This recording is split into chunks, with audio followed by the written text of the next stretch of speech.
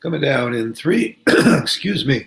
Of course, the voice goes as soon as you try and go live. Coming down in 3, 2, 1. Well, good morning, everybody, or at least it's morning where Sean and I are sitting.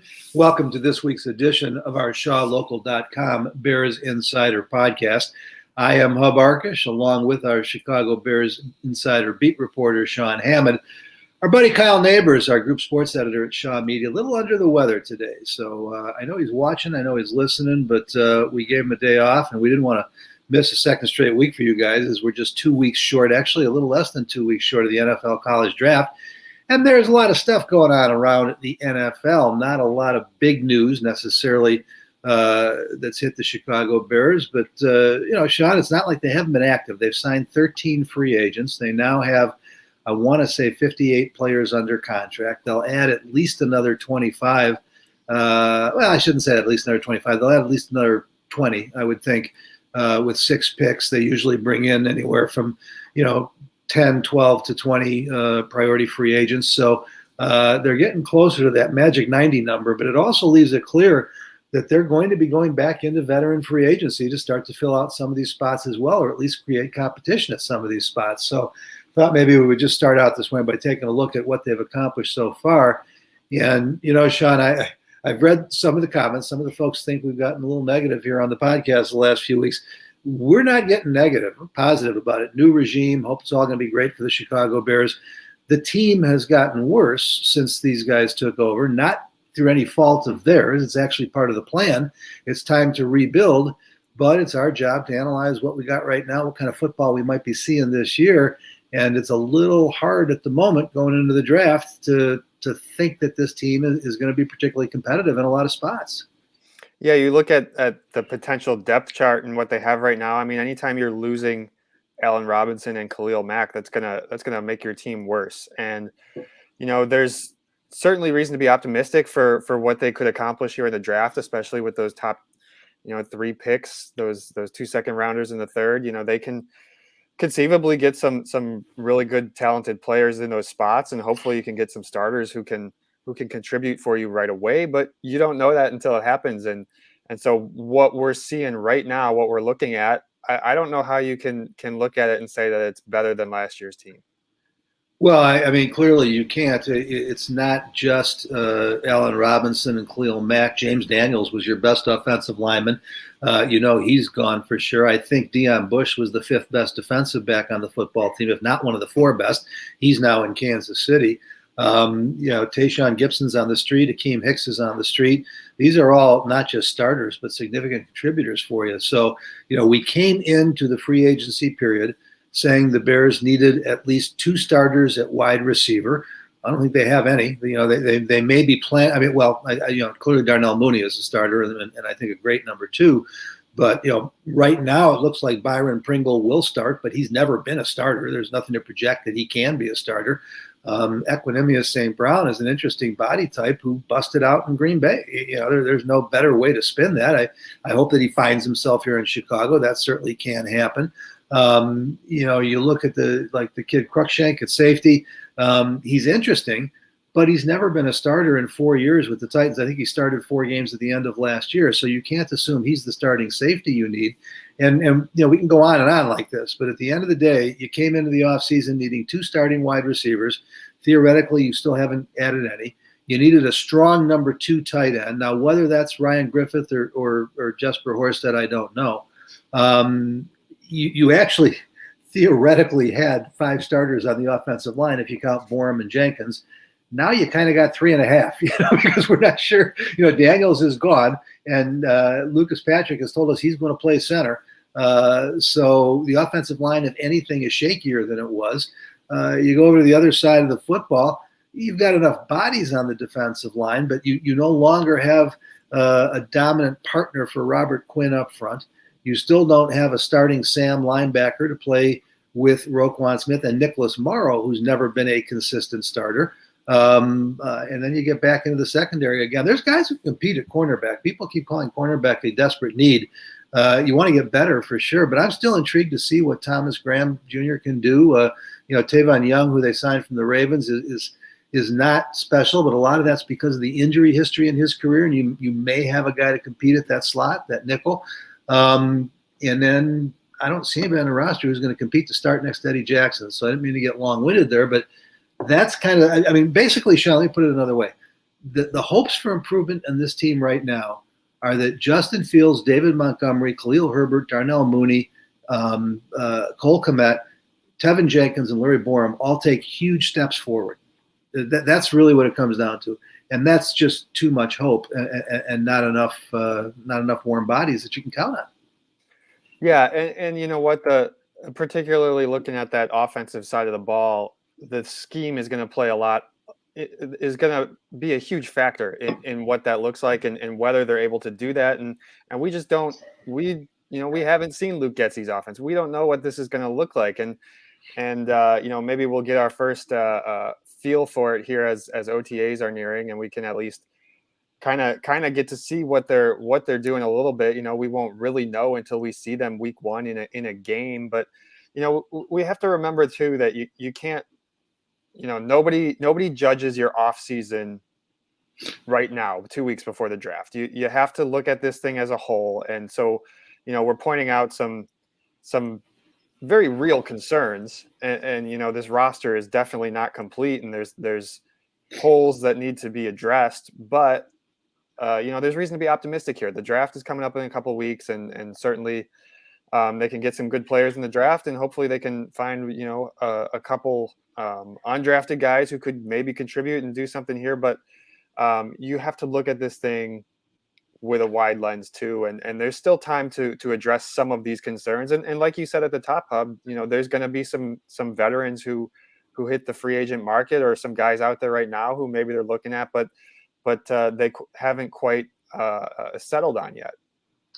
Yeah, I guess maybe the best way to put it is that there's just a lot more work to be done before you even open training camp with that 90-man roster. And we're just pointing out realistically where the focus has to be. I mean, with the draft now 13 days away as we record on Friday morning, we want to remind everybody again, if you are with us live via StreamYard or YouTube or coming in through our Twitter accounts, we do appreciate it. We do it every Friday morning at 9:30. If you're listening as a podcast, you can join us live just by going to YouTube or by going to one of our Twitter handles. Mine would be at @Hub_Arkush. Sean is at Sean_Hammond. Kyle is at Kyle Neighbors. If you just get there at 9:30 or thereafter on Friday morning, it'll guide you right into this podcast. And we're going to get to a lot of your questions in just a minute. We enjoy your participation. We want to try and be of some service if we can, based on the information that we've gathered. So, again, to put a cap on this, this is not a projection of how good or bad this football team is going to be. They were one of the worst in the league at the end of the year last year at 6-11. They've lost more than they've gained. And so there is a huge job to do. I don't think anybody is expecting them to contend for a playoff spot this year based on the decisions that have already been made, with cords being cut, with guys like Allen Robinson and James Daniels, and again, some of the other folks that have already signed elsewhere. But I have no predictions for this team until I see what the depth chart looks like. Sean, I guess I'd throw in that people maybe are still a little spoiled and thinking, well, this will be 2018 all over again, when the last Ryan and Matt arrived. And the one thing that did happen that year is Mitch Trubisky actually did take a big step forward at quarterback. Now, he didn't get everywhere he needed to go, and he stopped progressing after 2018, but it did happen. And we know what followed, and we know it was around Vic Fangio's magic defense. And Flus, Matt Eberflus, is known as one of the more successful defensive coordinators in the league. He's done a lot with a little on defense in Indianapolis. And so what I think we're all focused on, or should be focused on right now, is, okay, now we know where the biggest holes are going into the draft. I've been buried in it for the last really 3 months, but especially the last few weeks, just trying to write up our reports on the top 225 or so. And I think I have a pretty good handle on a consensus around the league as to how you stack these players on draft boards, certainly within a few spots for each guy.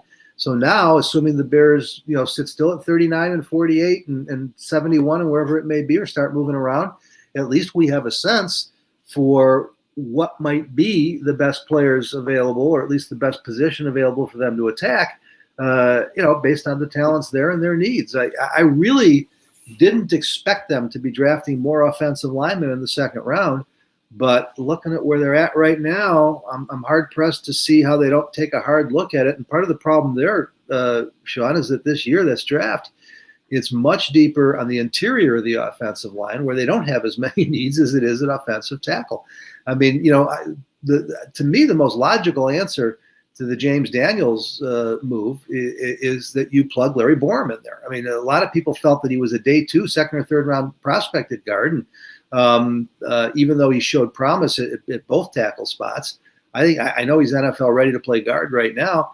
That may be what they're thinking, but if they are, well, then you're counting on Tevis Jenkins and Lachavius Simmons. I mean, you can't go to war like that. So I think they got to be. That's a bad analogy. I won't use that one again. I apologize. You can't play the game like that, and so I would think that offensive line is a much greater priority than we thought it was even a couple weeks ago. Yeah, it wouldn't surprise me if they're looking to do just that, and to find an offensive lineman with one of those top 3 picks, and certainly take a hard look at one of those second rounders in that spot. There's gonna be some good offensive linemen available at that spot, and it really comes down to what Ryan Poles' philosophy is, and whether he's going to take the best guy available, if he's going to address a need. How is he looking at this right now? And we don't really know that, but guys, if you haven't checked out all of Hub's draft preparation over at shawlocal.com, go check it out. Hub has broken down every position, and he's got his rankings of 15 plus guys at each position for the draft, and who you should be looking at in which rounds, and go check out Hub's reporting. It's really good. It'll get you prepared for the draft. We've got it all at shawlocal.com. Yeah, we got safeties to come today, but they'll be up by the end of the day Friday, and then all that's left is special teams. And then next week, Sean and I will be at Hallis Hall Tuesday, Wednesday, Thursday. One of the advantages of having a new head coach is that you get an extra voluntary veteran minicamp. Every team gets one mandatory veteran minicamp, which comes in mid-June, or for most comes in early to mid-June.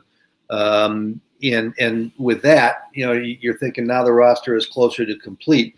But as you head into the draft, the new coaches get one voluntary veteran camp where they hope everybody will show up, and not just the new coaches, but the new GM, so that they can get a handle on what they've got, and how the guys that are here on the roster are going to fit their system. And, maybe there's some guys that they underrated a little bit, that once they see them, and again, this is just in shorts on grass, but at least once they see them in a football setting, they get a better handle on them. Others that maybe they were counting on, something doesn't look totally right. So, don't think for a minute these next 3 practices coming up Tuesday, Wednesday, Thursday of next week, I believe it's April 19th, 20th, and 21st, aren't huge for these guys. And it's as much, Sean, for Ryan Poles and Matt Eberflus to get a handle on for them to feel that they know how great their needs are.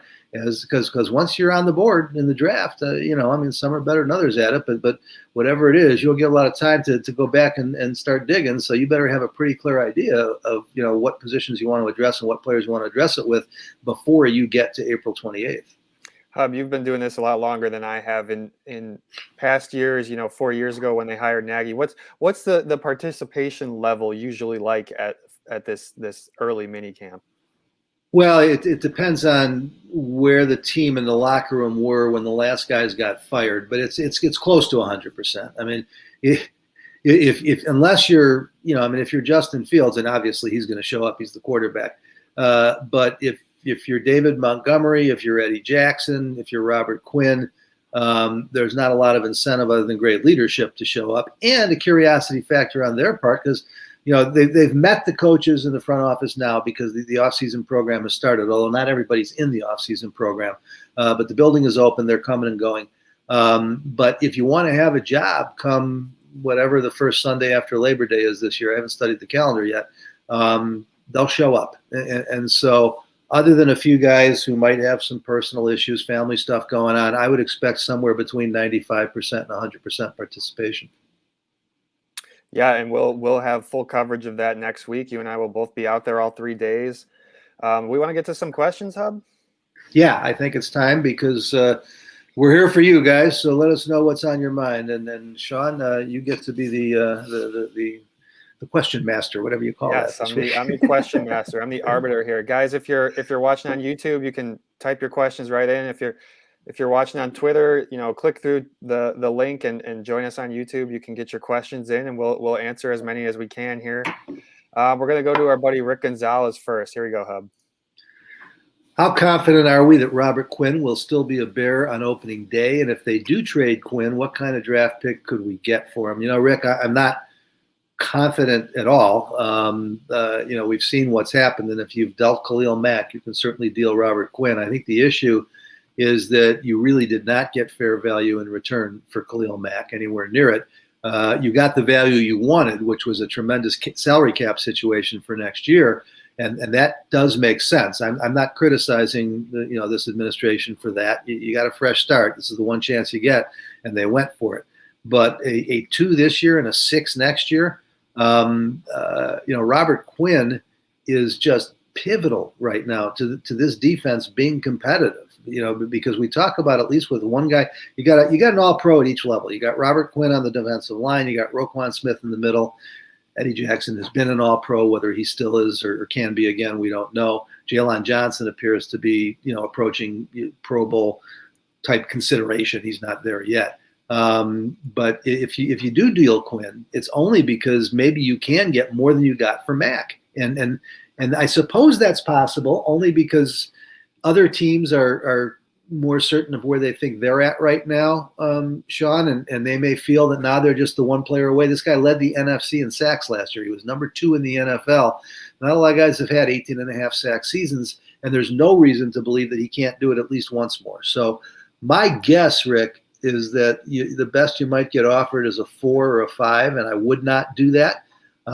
But if you could get another 2, maybe a 2 and a 4, and based on his 18.5 sacks, he would be worth that for 1 year. This has got to be a team like the Rams that's willing to go all in, sell all out to fill that need. And so I would say that it's probably less than 50-50 that he gets traded between now and the opening of camp, Sean, but I don't think it's a lot less than 50-50 because we just don't know, at this point yet. We're still learning about Ryan Poles. No, I'm with you. Once that Khalil Mack trade happened, I think anything and everything is on the table. Now it might just come down to timing and when they might get the most bang for their buck, so to speak. It wouldn't totally surprise me if like you're saying, if there's a team out there that really feels like they need a pass rusher, come the trade deadline, maybe there's a deal that could be struck. I agree. I think that conversation probably starts at maybe a 4th round pick, but certainly if you can talk a team into giving you more, that's what you're going to try to do.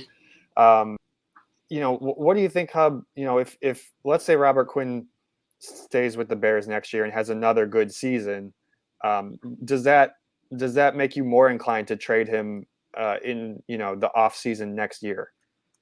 Well, I mean, at this stage of his career, Sean, his trade value goes down every year, no matter what kind of season he has. I mean, he's coming off the best season of his career, and he's worth more than he was last year because he had the worst season of his career, in 20. But now, even if he were to come close to, he's not going to have 18.5 sacks again. And let's not forget that he piled up the first third of them, if not more, when Mack was still on the field, and Khalil Mack was on a career record pace as well for sacks. So. But let's say he has another double-digit sack year and he can throw 11 or 12 or 13 even out there. Again, he's got some value, but at that point now you're going to be talking about, I think, a 33-year-old, defensive end. And so his value goes down no matter what he does this year. But his contract pain also is almost gone after this year, as far as all that guaranteed money and all that cap money. So, again, Khalil Mack wasn't traded because the Bears were worried that I'm sure if you ask Ryan Poles, he'd tell you that he thinks Mack could have another, 1, 2, 3 all-pro seasons. He was traded because of the salary cap mess that they inherited and trying to rebuild an entire roster. If they really thought they were one or two players away, there's no way I don't think they would have traded Khalil Mack, but they knew how much work they had to do. And so creating assets to get that work done was a big part of the Mack trade. With Quinn, it's different. You need Quinn right now with what your roster looks like, with what your depth chart looks like. And you're only dealing Quinn if you're writing off the season. And, it could even be a draft day trade. It wouldn't be surprising. They're sitting there. They've used the first three, but there's half of the third round left, and there's a guy that they think should have been a first rounder. And they may even have to throw in their own pick to get another third rounder. But, that may be the most likely kind of deal. I would think that if Robert Quinn survives draft day, then the odds go up that he will still be a Bear. Yeah, I would too. That's a really good point. I'm going to throw up this question here from Brandon, which is a two-parter, but we kind of already addressed the first part just now. Go ahead, Hub. How many sacks did Quinn get after Mack was injured, and were Pringle's numbers better than A-Rob's? All right, I'm just doing this from memory because I know Khalil was at 6.5, I think, or 6.5. I think they were very close. I think Quinn had 6 or 7. But let's not forget that Khalil Mack was only healthy for 5 games, only played 7. So there was 9 games. It wasn't the halfway point. And so, he had that 1 4-sack game that kind of threw everything out of whack. And I don't remember when that one fell. But I'm pretty sure that was that. I'm not just guessing. Let me double check that. Let me look that up here. Yeah, because that was the one that really, threw things out of whack. As far as Pringle's numbers better than A-Rob's, he had more catches last year. I don't know about yardage, but it doesn't matter because, Byron Pringle is not going to be Allen Robinson. And we can argue till we're blue in the face whether A-Rob, lost a quarter of a step, whether he wasn't all there, or whether it was the organization's fault. I've spent enough time around the kid at 28. He's to know that he at 28 I think he's going to have a big year with the Rams.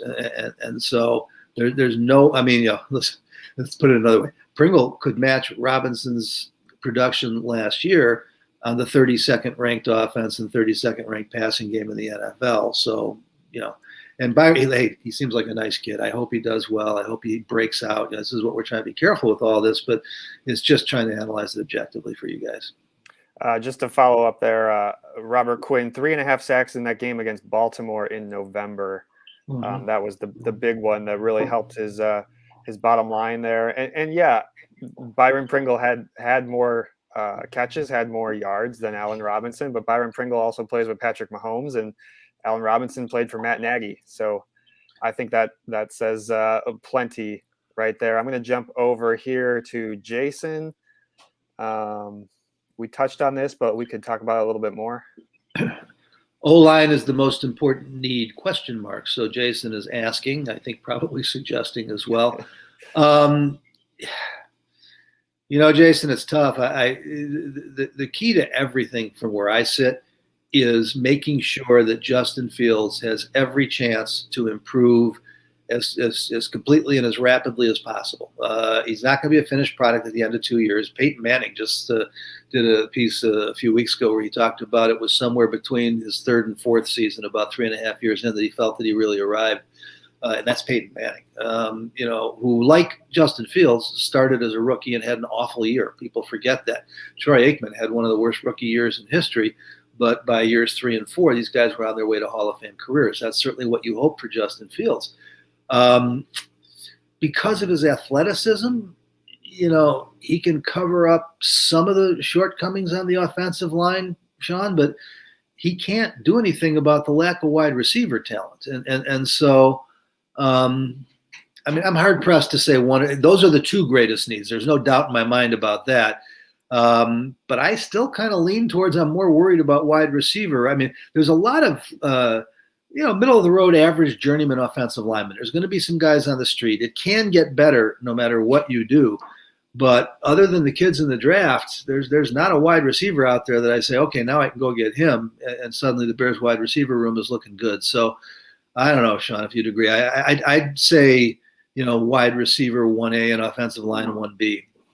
Yeah, I would too. I would put receiver just a touch over O-line. Obviously, they're both huge concerns, and there's lots of concerns all across the board at a number of positions. But you look at the draft, and they're not going to be able to get one of those top receivers because they don't have that first round pick. And you're going to have some good options when you come around at 39, but it's not, there's probably going to be 6-7 guys off the board already, Hub. Well, yeah, I mean, this is where you're always guessing. It is so deep that sometimes teams wait and the run doesn't start early. I mean, to me, there are 5 slam dunk first round picks. There's 5 kids that I don't see getting out of the first round. But then you get to a handful, 2, 3, 4 guys who could go late in the first round, could go late in the second round.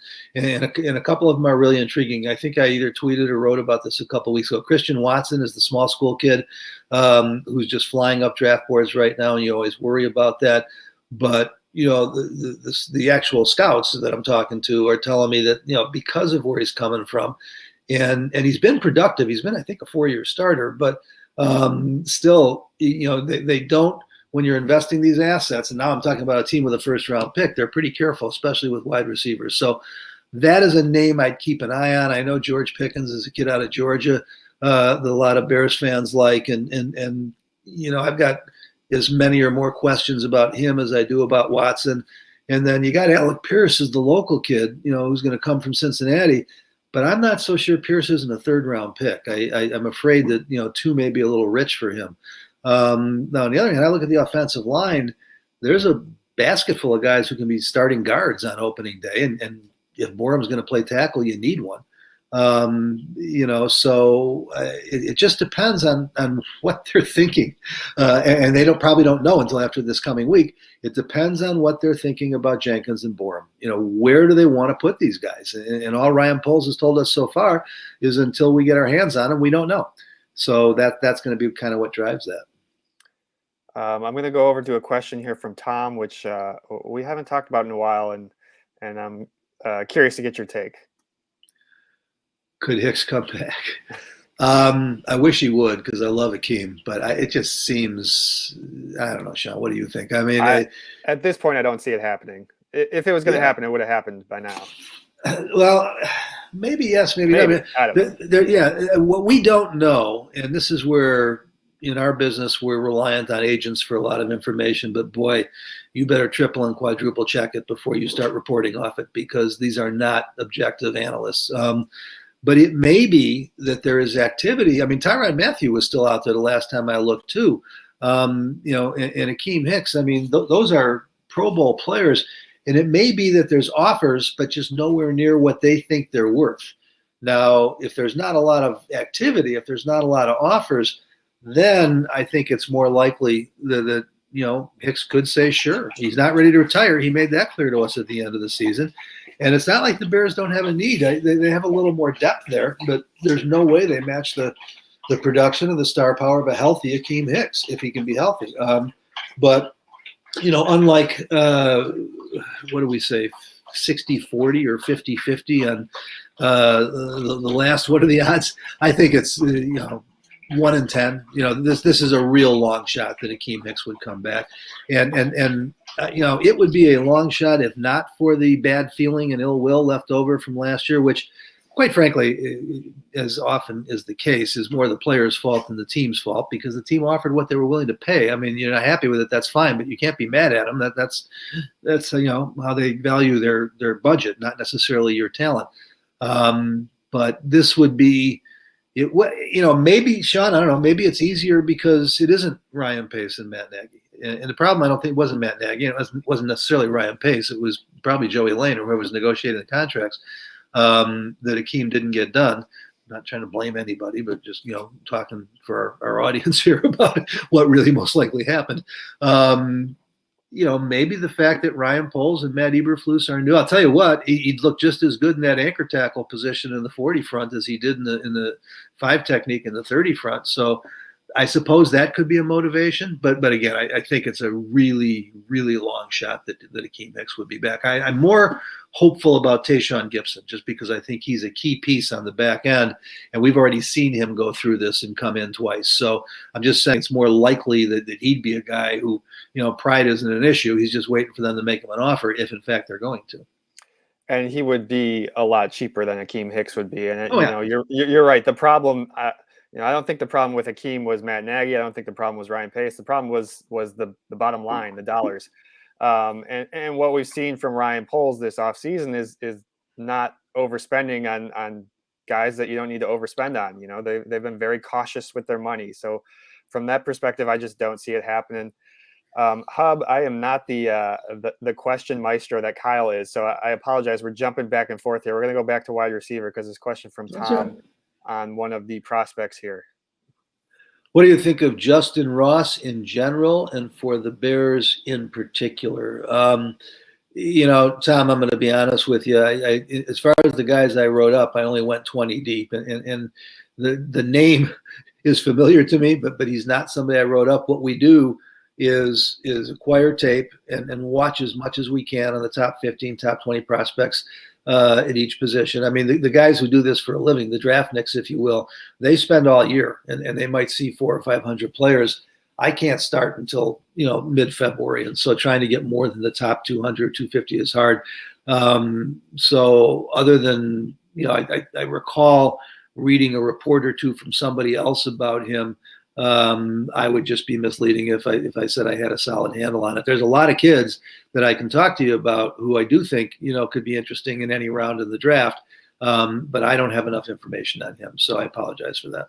I'll just add Justin Ross was a guy at Clemson who had an awesome, really good freshman season. And it hasn't been quite the same since then. There's a lot of prospects this time of year that have situations like that where you've seen the flashes, but you just have to see more. He's one of those guys. I think I'm going to go over to another question from Brandon, who's got a positive outlook here. With a weak schedule, great draft, and above-average coaching, can we be next year's Bengals? So, Brandon, I assume you're talking about 2023. And the answer is yes, if Justin Fields, at the end of year 2 is the quarterback that Joe Burrow was at the end of year 2. Everything else is manageable. Don't forget, though, that the Bengals still had, after they got Burrow as a rookie, the 5th overall pick in the draft and got the offensive rookie of the year for the 2nd year in a row, Jamar Chase. And so the Bears don't have those assets. And so it's unlikely that they're going to be able to add on. And as a matter of fact, if you look at the other young talent that was brewing in Cincinnati, I did something on this during the playoffs, and I believe that 9 of their 11 starters on defense, they had drafted themselves in the first 3 rounds over the prior 5 years. Well, the Bears haven't done that. We're talking about rebuilding this defense other than, 4 or 5 guys you want to build around. So I think it would be stunning, if the Bears came that far in just 2 years under Ryan Poles and Matt Eberflus, but we were certainly stunned by what they did in just 1 year with Ryan Pace and Matt Nagy. And, if you think about it, there was more young talent coming into that. Pace had already been, building his roster for 3 years, but it was still a dramatic trade for Khalil Mack that made the difference, and so they would have to have one of the great drafts of all time this year and they'd have to, let me backtrack here a minute, Sean. I'm curious what you think about this, because once you get a chance to settle in with some of these signings, Al-Qasim Muhammad is an interesting player. He had 7 sacks for the Colts last year and kind of a sack by committee, plays the run well. He's a very solid left end, and he's a guy that Flus went and got. So I don't think he's going to any Pro Bowls, but I do think he's probably going to be more productive and a little better than we expect. Nicholas Morrow, if he had stayed healthy, you go back and look at some of the tape on this kid, and he is an athlete. He'll remind you of Roquan Smith. And if he's healthy now and in the right spot, and those guys can become, the pairing they're going for is something like Devin White, Levante David in Tampa, and they rode that to a Super Bowl. And those kids are 26, 20, Roquan, I think, is still 25, and Morrow, I want to say, is 27. So you could build around that. Justin Jones, he never settled into a position with the Chargers. So what I'm getting. And then, Byron Pringle. I mean, we know what Lucas Patrick is. He's a better than average interior offensive lineman. Byron Pringle got more opportunities each year as he waited for his turn in Kansas City. You don't have a number one or a number two. Maybe he could become a number three wide receiver. So, some of these signings, everybody's looking for the next Akeem Hicks. I've been reading lately, some people have said, Sean, that Akeem Hicks is the best free agent signing of the last couple decades. When you look at where he was when the Bears brought him in, what they got from him. I'm not predicting that any of these guys this year are going to be based on what I've seen of them, but I don't think you can rule it out with a couple of them either. Yeah, there's reason to be optimistic about this defense, and they need a couple of more pieces. You need another starting safety. You need there's a couple needs out there. I don't know if Cruikshank is at starting safety or not, but there's reason to be optimistic, especially with this new staff coming in and this new system. It's going to look a little bit different, but there's no reason that they can't, come out and play some really good defense and keep you in games, which is huge.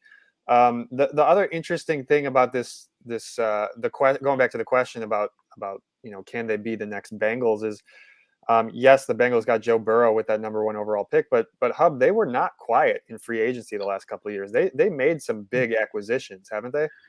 Well, they spent $94 million on Trey Hendrickson, and so that you could almost argue was the equivalent for them of the Khalil Mack trade for the Bears. We forget that I can't. I think did they draft Ogunjobi or did they sign? No, he was on a 1 year prove it deal with them. He was on a 1 year. Yeah, and so it wasn't a huge contract, but again, it was a big move for them. They went out and got Von Bell to play safety. They drafted Jesse Bates. They had drafted, they were already deep at wide receiver with Boyd and Higgins. Then they added Chase. It's not like it was just, Joe Burrow or one move. That's why I was saying is that even though they were historically bad, for a few years before last year, actually, they are probably a pretty good roadmap for what the Bears hope to be able to do. But I guess where this conversation is getting a little off is that it didn't happen in 1 year. The record changed dramatically in 1 year. Let's not forget they were a 10-7 football team. It's not like, they went out and won 12, 13, 14 games. Anybody expected them to do what they did? We talk about finding the hot team when the playoffs come around, and they were the hot team. They were getting better at that time. So I'm sure the Bears are trying to mirror what they did, Sean, but that didn't happen in 1 year is the point. It happened over 3 or 4 years of really good drafting. And, the Bears, I'm not going to say they haven't drafted well the last few years, but the fruits of that labor, there's not a lot they can build around going forward. And we'll see if the Bengals can keep it going next year and in the next couple of years with Joe Burrow. Here's another question about Roquan. Well, I asked both Ryan Poles and Matt Eberflus not quite that question. I asked how critical it was to get Roquan done. We were down at the owners' meetings a couple of weeks ago, and Ryan Poles said he certainly hopes to, and Flus echoed that. He's dying to have he can be his Darius Leonard here in Chicago, and Darius Leonard has been an All-Pro linebacker. He's bigger than Roquan, but he's not quite as athletic. So, Alan, it's not. Alan, you got to remember that Roquan's coming off his first contract. Allen Robinson was looking for his third contract. So, age is a factor, value of the position is a factor, et cetera, et cetera. So, I don't have any fear that Roquan will be Allen Robinson 2.0. What is a little puzzling is that Roquan does not have an agent, which is a real rarity in the NFL. The last guy to do this was actually Bobby Wagner, who's all pro spot. Roquan's been trying to take the last couple of years, and Wagner negotiated a pretty good contract for himself with Seattle. That's why he was a cap casualty this year and got cut, and he's a Ram now. But the problem with that is, and we asked Roquan late last season if he was going to hire one. He said, "I'm still thinking about that and working on that." The problem with that is that if a guy doesn't have an agent, you're not going to try and be negotiating with him once the season starts. He's got enough on his mind. You saw what happened with Robinson. You saw what happened with Akeem. You can't have that kind of bad karma going on out there, Sean. So a lot of this is up to Roquan. It's not up to just the Bears. I think it would be in his best interest because there's a $100 million contract waiting for him if you'll get somebody to negotiate with the Bears. They'd rather do it now because that way, they can make it more cap friendly over the next 3-4 years where they've got all this cap money to spend. Yeah, I think both parties would rather have it done now. Um, but yeah, the ball's kind of in Roquan's court. You know, the not having an agent thing is interesting, and we've seen it a few times.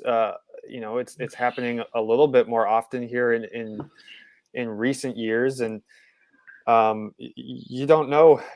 Did he have an agent when he was a rookie, Hub? How did that go down? Because there were the issues in training camp. Yeah, I want to say his brother was involved somehow. I don't even know if he has a brother, but for some reason that's ringing a bell in the back of my head. He did have somebody representing him, and I think that was part of what soured him. Because if you recall, the rookie contracts, the money is the money. It's all slotted in right now. There's basically nothing you can negotiate, but you can negotiate some favorable voiding options, some favorable. There was one in particular that was a sticking point with him that came up again this year with one of the top 10 picks. And that was what caused the holdout. It was the language in the contract that had something to do with him, I don't know, not being a Bear through his rookie contract. I forget the specifics of it. And he did have someone representing him. And he came out of that with, I think, a bad taste in his mouth. And that's why he let the guy go. And that was smart because he didn't need an agent. He was tied up for 5 years. But the assumption is now that, you're talking about negotiating a 7-figure deal that he will get somebody. Guys, if you have more questions, throw them in the chat. We'll get to them. Hub, it's been a quiet couple of weeks, and I don't know if people are running out of topics here, but we've exhausted our current list of questions here. Is there anything else on your mind? Yeah, I mean, you get to this point in the off season, and what intrigues me now is, I'm getting calls when we do these, shows and interviews in other markets. Everybody wants to dig deeper on this coaching staff, and what because we heard Matt Eberflus's name the last couple of years. He's interviewed for several opportunities. He's a lifer who earned this spot, and he was ready. But for some reason, it just feels like he's not as well known as some of the other top coordinators who get that first job. And then you take the next step where you put a staff together. And defensively, he's pretty much brought his whole staff over from Indianapolis. Not all, but mostly all. And they were very successful there. They did not have as good a year this year as last, or 21 as they did in 20. So I think you feel good about it, but because it's kind of the inverse Matt Nagy all over again, is he's never worked on the offensive side of the football. And Luke Getsy, I think it's a good hire. He was high on my list. I even had written at one point, I thought they should have interviewed him for the head job, only because of the trend right now with these young coaches, suddenly emerging without much experience. But I can't wait to get out to Hellas Hall next week and just see how they even operate in a meaningless offseason practice, because I'm told by a lot of folks that Tyke Tolbert, who's the wide receiver coach and the passing game coordinator, which is a little unusual for a wide receiver coach, is a key to this whole thing, that he's one of the best veteran coaches in the league. Don't know much about Chris Morgan, the offensive line coach that Getsy brought in, and I want to say he was the assistant offensive line coach last year in Indy, but he was the head offensive line coach in Atlanta for 5 years. And what intrigues me about him is he worked under all of them, under Kyle Shanahan. He had the Sean McVay influence. He had was LaFleur there at the time? He had the Matt LaFleur experience. So it's going to be really interesting. I thought the Bears made a big mistake when they fired Harry Hiestand and brought in Juan Castillo. And Juan's a good guy, and he's a veteran coach who's had a lot of success. I'm not criticizing him. It's just, well, I guess I am, only because it seemed to me like a downgrade from Harry Hiestand. And if they acted like that was what was going to fix the offensive line, and predictably it continued to get worse each year. I never understood the offensive coordinator role in the Matt Nagy scheme, because we knew that Matt was pretty much running the offense, and Luke Getsy is going to have, I would think, the same kind of freedom with the offense that Vic Fangio had with the defense. So I think that stuff's really interesting. I don't know if you've learned any more. I mean, I know that it's when you start doing 6 degrees of separation. Luke Getsy got one of his first jobs, and I think it may have been his first job, as a graduate assistant at the University of Pittsburgh when Dave Wannstedt was the head coach. And I think actually he got an assistant to a position coach, And then they brought in Andrew Janoko at the same time, who I want to say played there. I think that's right. I think that's the Yeah. story, Hub. Yeah. And he was a graduate assistant there too. And Wani, of course, is a dear friend of mine. He co-hosts our Pro Football Weekly TV show. And so I've talked to him at length about these guys, and he's high on them. He thinks they've got some really good young coaches, So it's this process of getting to know these guys, Sean. I know we all want to know what kind of season it's going to be, but it's anybody's guess until they fill out this roster and you at least get a couple weeks in the training camp and you see how they're coaching them and how the players are reacting to it. Yeah, Janoko was the backup quarterback and the holder on special teams for Pittsburgh, while Getsy was a graduate assistant in 2010. So there's the little connection for those two guys there. I'm really curious to get to know those guys. I know we don't have a session with the position coaches on the schedule for next week, but I want to hear from Janoko. I want to hear from Tolbert. We'll get those guys at some point.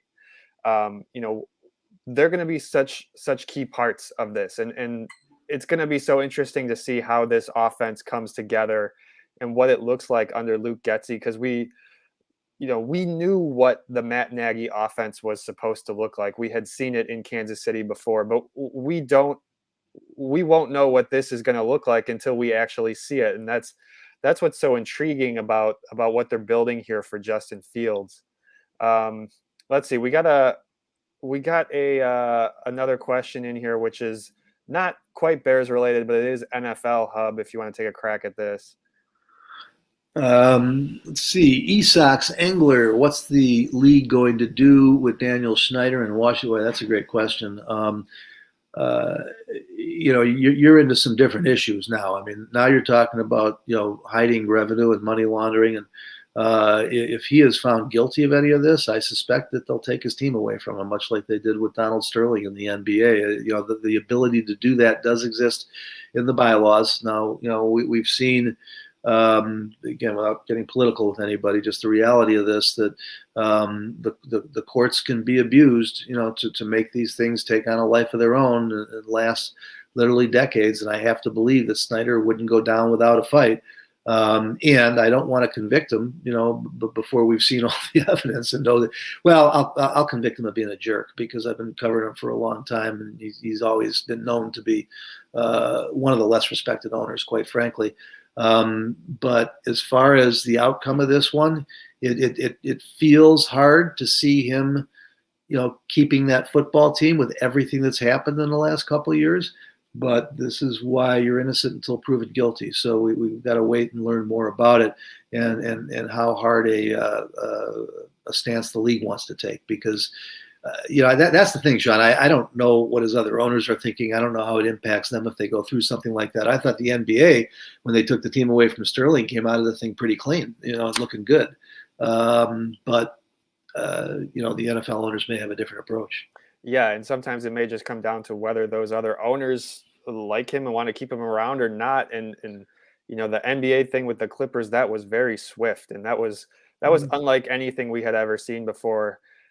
You wonder if these things have been piling up one after the other over the last few years with Snyder, and maybe there is a breaking point there that they will reach at some point. We got a question about the running back room here, Hub. Are they going to pay Montgomery or go on to Herbert? Excuse me. Well, it's not a concern right now, and I think they'd like to have David Montgomery stick around, Tom. Khalil Herbert was promising last year, but in a number 2 role, really in a backup role, other than those 4 games where, David missed with the knee injury. But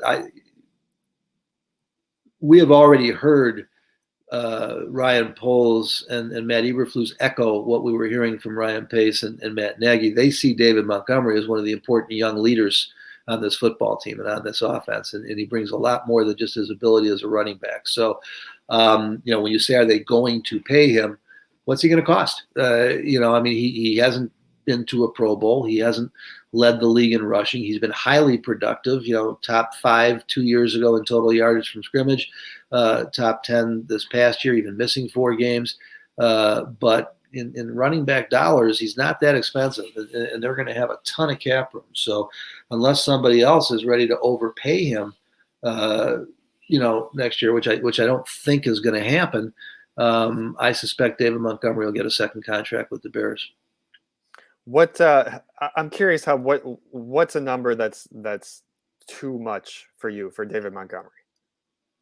Oh gosh, I mean, I'd have to go back and look at running backs. I would think that.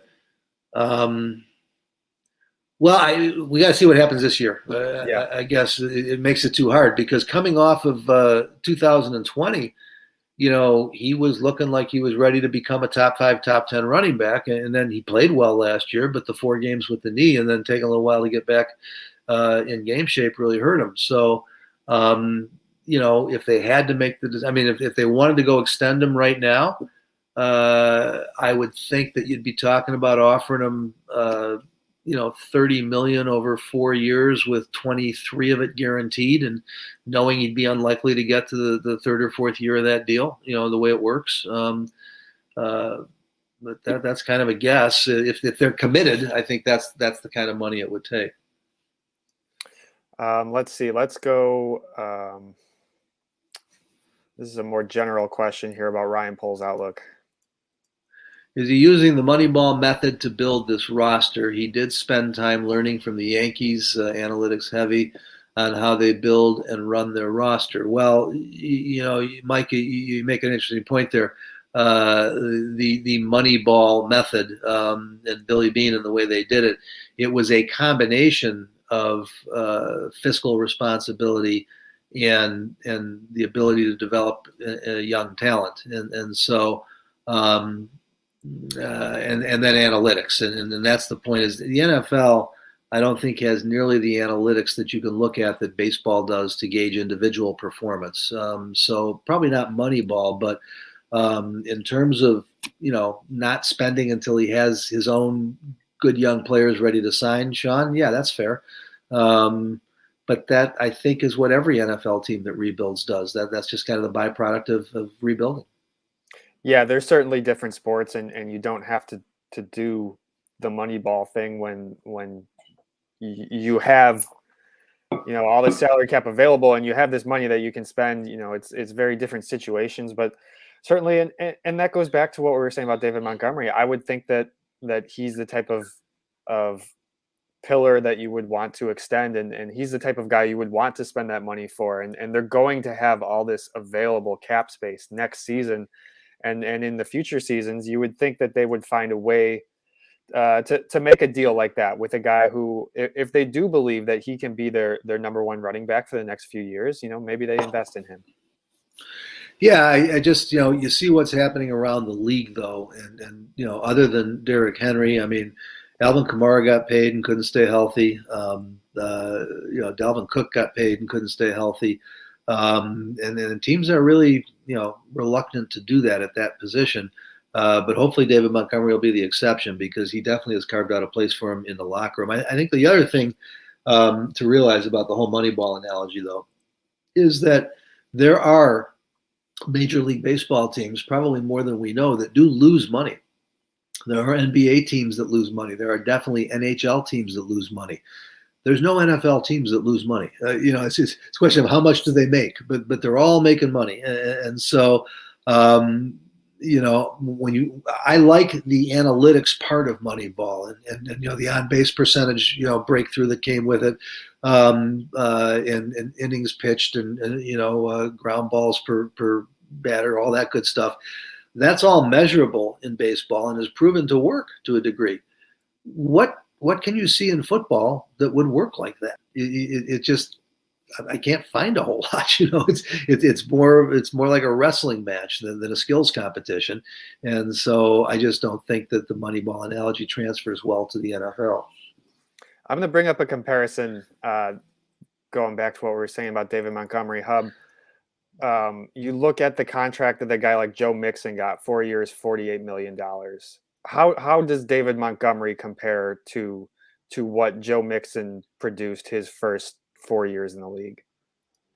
Well, I'd have to look. I mean, the numbers are there. Mixon definitely has been the bell cow of that offense while they've been waiting for Burrow and the receivers to come around. He had Um, back to back 1,000 yard, actually 1,100 yard seasons in 18 and yeah. 19. Yeah, and he's also always been like David. He's also been key in the passing game as well, and so I think Mixon has been a little more productive in his first 4 years. But again, I'm sorry, you said 48 million, but how much was guaranteed?